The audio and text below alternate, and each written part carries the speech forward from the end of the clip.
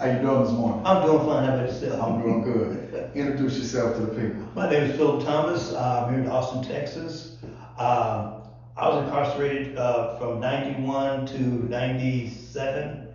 I was PO'd out in 97 and got off paper in 2000. Congratulations. Thank you. So we have Philip here, and what we're going to talk about today is transition.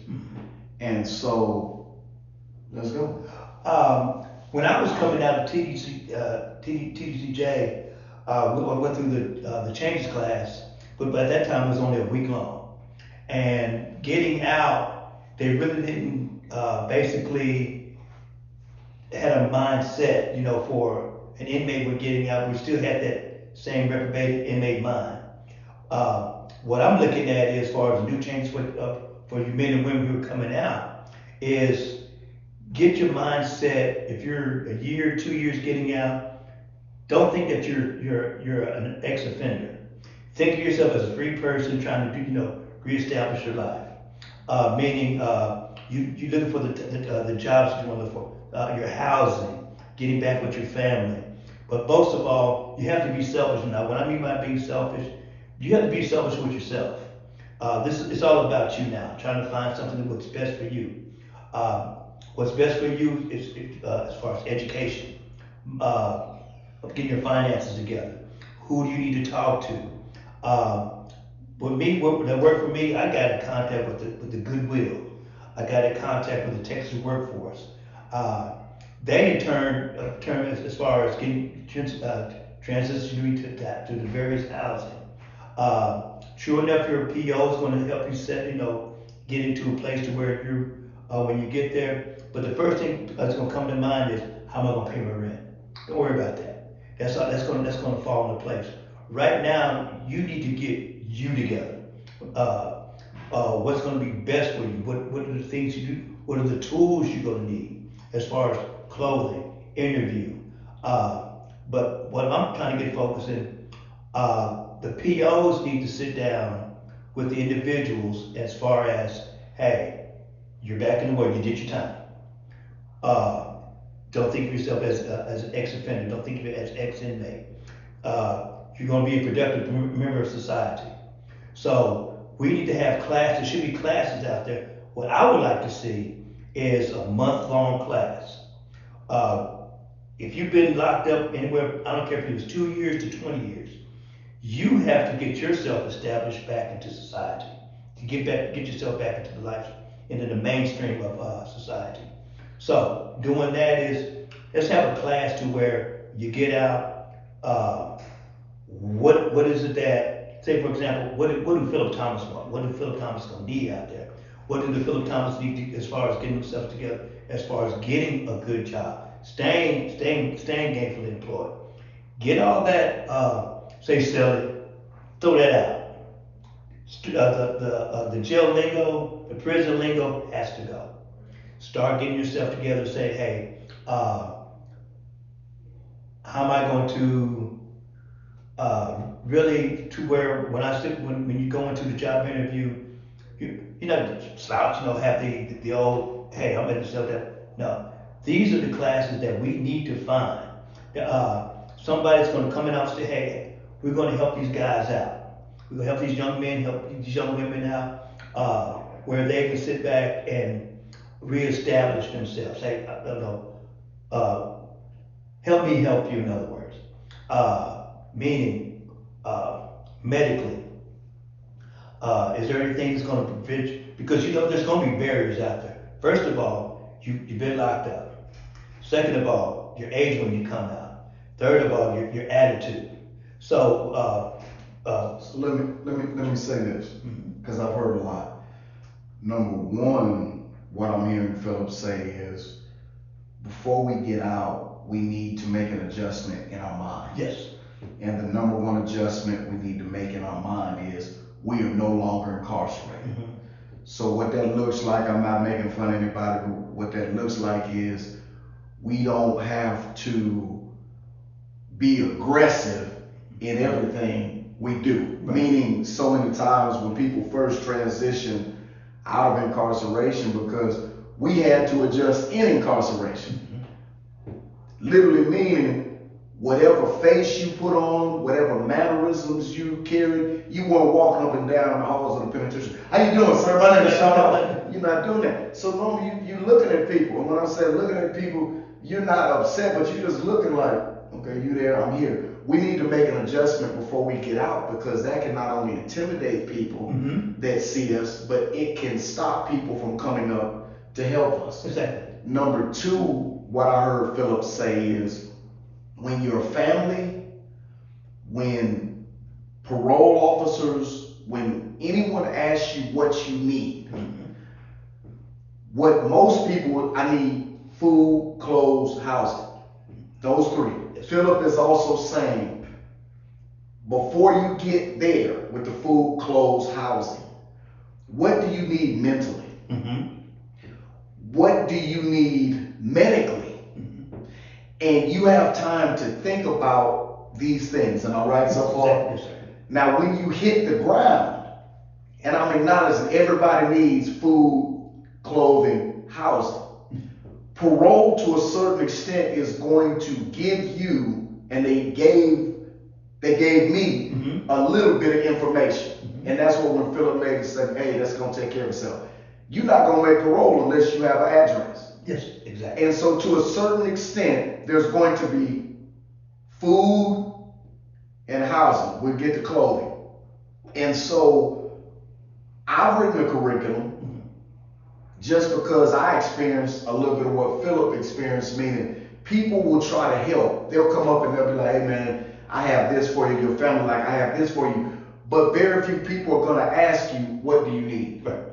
And then when people are asking people who are going to be paroled what they need, the normal response is food, clothing, housing. But we're not saying that, hey, I might have a little bit of trauma I'm dealing with.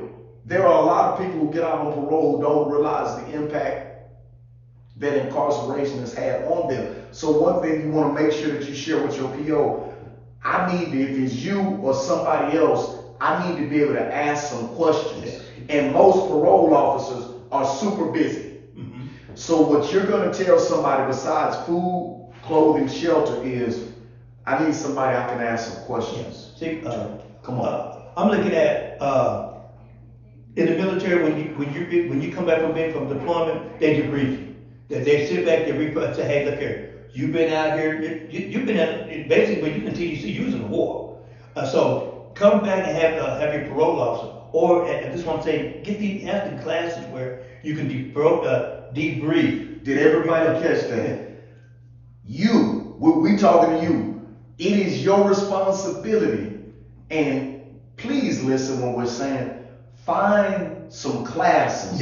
Yes. That are going to help you. Parole perhaps is going to offer some, but if they don't, know that in the same way you need job, clothing, housing. We are saying, look for some classes, some mentoring to debrief, as the brother said. Yes. We come on, bro. We do that anyway. When we change units, you hit another unit, people gonna present you with some people understand what I'm saying. They're gonna give you some paperwork, or they're gonna lace you up on the unit. When you come back into society, all we're saying, prison has had some type of effect. Yes. Whether it's minor or major. And I want to, before I turn it back over to Philip, say this. In Austin, they have a medical thing called MAP. Now, I found out in different cities around Texas, it's something different. But to make a long story short, if you come home and fill out your paperwork, you will get at least medical care where you only have to pay a $10 co-payment for the first year. The reason that's very important, he can acknowledge this. Brother, insurance is high. Yes. Medical bills is high. I don't care if your family are millionaires. When you first come home, in the Austin area, it's called MAP. You are looking for the type of Medicaid that you can sign up with, that you did not file taxes the year before, and it does not matter that you don't have a job now, because the care that you're going to get, this is not like Good Times. When I first heard of it, I thought about Good Times being on board. Like, you need to sign up for MAP. Shout out to Dean Mill. That's why your peers who got out before you listen to him. He said, you need to sign up for MAP. I said, man, all I'm thinking about is a big building, with a bunch of folks there who either pregnant or have diseases. That's what Good Times, Yes. when it was medical, it wasn't like that, brother. I got top care. I got top care dentists. I got top care optometrists. I got top care health. So what Philip is saying, get some help, bro. Yes. I understand there's some super intelligent people getting out, but I'm also saying sometimes because you're so intelligent, you don't realize that some things have affected you in an adverse manner. And it's no need to come out thinking you're going to have to do everything alone. That mentality of, man, I'm going to make it, that's a good mentality. But the mentality of, I don't need anybody's help, I'm not telling you that you're going to beg somebody, but I'm saying I believe personally we all need some help, even the most successful people in life. So why would you come out of prison and think that you're not going to need some help? Yeah. And another thing, and if you got pen and paper, write these down. Here we go. Hold up. In Austin, Get the pen and paper. I'm gonna do a countdown. 5 seconds. Get your pen and paper because he's gonna hit you. This is why he on here. 5, 4, 3, 2, 1. Okay, in Austin, they have ACC. And when you come out of prison, they got classes for, like myself, when I was in TDC, I was going through the automotive technology. I got a degree in automotive technology, associate applied sciences. They have jobs. As soon as you get out, they have jobs lined up. Houston, same way, Houston Community College, Dallas Community College, any community college you can think of, the Better Business Bureau. Write this down, Better Business Bureau. If you have if you think about small businesses, they have classes to where it's a 5-day class. You're gonna meet with 5 ladies and men that have their own business. They're gonna be there with you. They're going to invest in it with you. All thing you gotta find the type of building you want. If you're in a restaurant business, think of the name of your restaurant. They'll get all supplies and everything you need. Jump on these things because they're all out there for you when you get there. If you want to go back to college, all those are right out there. You even have jobs out here now. You have to find out whatever you want, whatever field you want to get in. They're out there for you, ready to sit back and invest money in you. Don't when you get out, just don't come out with your head down. Hey, I don't know what I'm gonna do. If you love music, same thing. ACC here in Austin. If you're from the Austin area, you don't have to be from the Austin area. You can be throughout the United States. Texas, put like this. Go to these places that have that. Find out what you write down everything. Write you out a lesson plan. This is what I want. This is what I want. This is what I want to do this day. And they have all these resources available for you.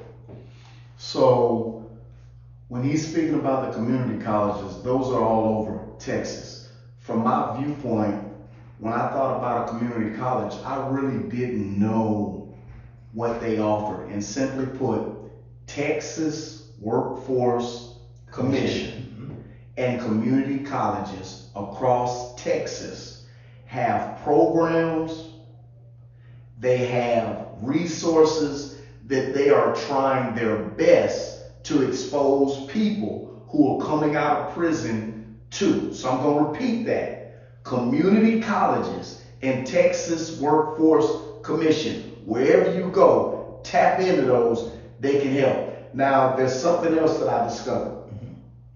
I did not realize that a lot of times, I know that before we make parole, we have to have somewhere to stay. But a lot of times, it doesn't work out for some people. Right. And so, if there's somebody here, because they're not going to let you out unless you got a place to stay, can you walk them through some steps if they find themselves facing homelessness after they've been released? Yes, sir. I know when I first got out, they had halfway houses, but in the event something may happen at that halfway house, you have Salvation Army, you have the Arch. All you have to do is say, get with your PO. Just don't go roaming out in the streets. Get with your PO. Say, hey, look, I understand that they have various places for men and women. Again, the Salvation Army, get in contact with the Salvation Army representative. Get in contact, if you're in Austin, the Arch. Now, if you're not in Austin, Salvation Army is all over. The Arch is a place in Austin. if you keep hearing him say or me say Austin, just delete Austin and basically the services that we are describing, find those, ask those questions in the city. Sometimes we don't know the right questions to ask. I didn't say you, but we don't know. But we're putting you in a position to hear what these services are so that you can ask questions about these particular services. Know that they are free generally everywhere around Texas. It's just tapping into the organization that provides. Yes, and even in Houston, when I stayed in Houston, they have various places. You can your POs is not going to drop you off at any place. He or she going to have to sit and find a place to where they can do the visit, do what they call home visits. There has to be somewhere where they know they can get in contact with you. Someplace where they know you can go out and find jobs.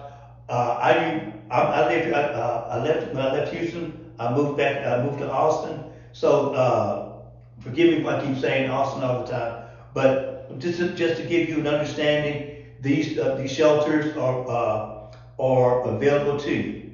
Once you're there, they have various places as far as going to give you affordable housing. So you stay here for a while. Once you get what they call you go through various transition here. They'll sit back and they'll find you. May not be what you want, but it's going to be a place where I used to live out here at the Community First Village, which is here in Austin. Now a lot of these other cities. Just explain real quick what Community First is. Community First Village is a place where you were formerly homeless ex-offenders that they're welcome in, and you have your own place, whether it be an RV, a tiny home. When we buy a tiny home, they don't have a bathroom or a kitchen, but you have a shared living area. But you have a bed, you have a living room, and a dining room where you sit down and eat your meals. You share in the kitchen and you share showers. But it's your own individual place. They'll help you as far as transportation, getting bus passes, help you find jobs. But these are the things that I'm hoping the POs are watching this also. Hey, let these young men and women know that, hey, all these resources are available to you. And the reason that this show is so important, I come teach a life skills class at a location called the Ark, and Philip and I were talking, and simply put, everybody is not being paroled into the best circumstances. No. Everybody that's already made parole is waiting to leave does not have a place to stay. And oftentimes, these things aren't talked about. And people who come out of prison and these things weren't spoken about, they're left to their own devices. Meaning, I just met a dude I had done some time with at a gas station a few months ago. And so he came up and I didn't really recognize him. He said, hey, and he called my name and I said, what's going on? And he said, man, we was on such and such unit together. And I'm like, okay, what's going on? He looked like he got beat up, but he's a fairly big dude, muscular. I said, what happened? He said, man, I just got to Austin last night, man. Some dudes, he said 3 dudes tried to rob me. And I said, all right. I said, what's going on? He said, man, I ain't got no place to stay. He took all my stuff. And I said, okay, this place called the Ark is literally a block up the street. Go there and fill some paperwork out. They can, if they have space, provide housing. Of course, just coming up, man, can you help me? I helped him. What's my point? Brother, that brother didn't come to Austin to get robbed. And he was facing a set of circumstances that I run into many men and women that are facing. And it's too many people. Yes, there are people coming out of prison and being uber successful. There are people coming out of prison and living a good life. But there are also a lot of people who, one of the reasons that they come back to prison, it wasn't that they wanted to be a criminal. It was that they did not know that they could have access to resources or help, so they went and took some. Or because they didn't have another way in their mind.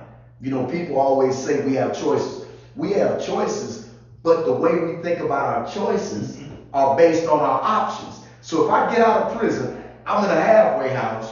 I don't have any family. I don't have any help, but I see a quick lick I can hit. I see some dudes or some women that I can associate with and have what I need. that's not the best option. But when I look at my options, I'm hungry. I need some clothes. They have money. They have clothes. I have a choice. But my choice is limited to what I perceive as my options. Stay broke and stay hungry, or go over here and try to come up. So that's why we're doing this interview. This is not a chalk talk session where he knows everything and I know everything. It's just two individuals who we're still learning and growing, but we're just hoping to share information with you to help those who you don't seemingly have anything to come out to. There's hope. There's help. Big time.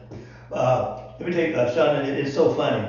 Well, that's with me. When I came out, I was scared, and y'all forgive me because I'm excited about this. You're an investment. Now, this one, now hear me carefully. When I mean by word investment, there are people out here who is trying is getting you back on your feet. They don't want you to go back to prison. They don't want you to go back to ISF, whatever the case may be. They want you to sit down. They want to know you. What do you want? This is why I'm saying, while you're in there, start putting in your head that, hey, I'm not an inmate anymore. I'm Philip Thomas. I'm going to go out here and be a success. This is what you have various these businesses are looking for. They want somebody who's going to come out, who's going to land on their feet, come out running, and they're going to say, "Hey, look, you know what? We're going to put scholarship money in your pocket. We're going to sit back. We're going to help you get you a place. We're going to sit back and help you get you a job. Once we get you started, we're going to give you a year to. Once we see that you're successful, we're going to take our hands up off you. You can get a year up of rent for free. You can get a year of bus passes. They will sit back and get you clothing. They will sit back and give you food. All you got to do is get yourself together." Walk us through that. Because what you're saying is good, but if I was on there and say, well, okay, well, how did I get access to that? Just give us what happened with you. When I got out, the first thing they did was to say, okay, Phil, what did you want? Who was they? When I say they, let me qualify it. If it's something I'm asking you, you're not comfortable with, but is it an entity? Is it an individual? Because if it's an individual, somebody gonna watch that and say, oh, that's you. Yeah. If it's an entity, they may have access to that. What about they? I'm talking about Texas Workforce. Okay, Texas Workforce. Texas Workforce had Better Business Bureau. They had Workforce Solutions. Everybody was there. They're sitting there. They said, okay, what do you want to do? Mm-hmm. At that time, I'll have one of my own business. Okay, we're going to direct you to the Better Business Bureau. You're going to sit down with individuals. They're going to say, okay, we're going to sit down with a plan for you. What kind of business do you want to get into? I want to get into the restaurant business. They said, okay, here's what we're going to do. They went step by step by step. Hey, we're going to give you X amount of dollars, but you're going to have to go through a class that business owners go through. You're going to meet each individual one-on-one. It's going to be five individuals there. You have a class with each individual. Once you get started, they're going to tell you, find a place. Have a name for your place. What are all the tools? What kind of restaurant do you want to open? Once you have all that established, and once you go through that class, then after everything's done, they're still going to work with you for the entire year. Once you made a profit, and they see that you're making a profit, you're on your own. Unfortunately, I didn't stick by it because I got me a job. I worked at the University of Texas. Ended up getting my, of course, getting a place to stay. Have my own place to stay. Make gainful employed, making money. Now I'm working at Houston-Tillotson University, and unfortunately, I'm living at the Arch. Got a chance to meet you. So simply put, Philip is giving you some of the steps to work the plan, but also Philip is being transparent in the fact that we have plans, and then sometimes circumstances take us another way. Get everything. The same way I've been making sure you get interviews of people who've gotten out and they have their own businesses and everything. I also have interviews where My friend Poo Poo, when he got on there and he had done all that time, he was like, man, he didn't think his ever was gonna get out. Bruh, these shows are not designed to just look good. They're designed to help someone who may experience what Philip has experienced, what I've experienced, what the other men and women who you see on these videos experience. And if it's not for you, that's okay. There's gonna be a show for you, so keep going. I'm not gonna be here much longer. When we start back school back in H2, 2 paycheck, bam, got a place, got it on. Take it from me, I'm 64 years old. If it's gonna work for me, definitely gonna work for you. But you gotta stay positive. Don't worry about what your what the CEOs are saying. How you gonna be back in a year or two? Yada yada yada. Man, throw that out your head. Well, when you get out, there's what's what I'm looking for. There are people that you can turn to, sit down and say, hey, I got these kind of problems right now. They're out here. Mr. Sean's out here. His door is wide open. God, man, have a good heart. I'm not saying it because I'm at the opportunity, but you have all these places. Anywhere I don't care if you live in Dallas, Killeen, Copper's Cove, wherever you live at. There are organizations out there that's going to work with you. All you got to do is sit back, go through their classes. Don't worry about what's going on. Listen to your PO, but don't worry about what's going on, whatever everything that's around you. Just concentrate on what these individuals are telling you. Get with them. If you have any barriers, I'm pretty sure Mr. Sean, if he can't help you, you have people that you can call, get with. Just don't. No is not an option. That's all I have to say on that. What are 2 character attributes that you would share with everyone that have helped you be successful? One and foremost, it was God. I turned everything over to God. I tried everything. I tried some myself. I ended up in trouble. And second of all, organizations like yourself.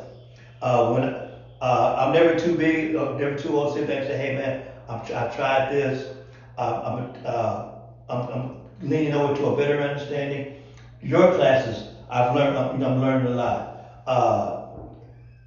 Just because we're in a dire situation, there's always something that's like that. Like when you go to church and you swear, I swear, but now that minister's talking about me. Guess what? 9 times out of 10 probably was. But sometimes you have to listen to inner understanding when God tries to tell you, hey, I want you to go see this individual. You'll be amazed what you're going to find out. Thank you. I appreciate your time, and you have a wonderful day. You too, sir. Thank you so much. God bless you.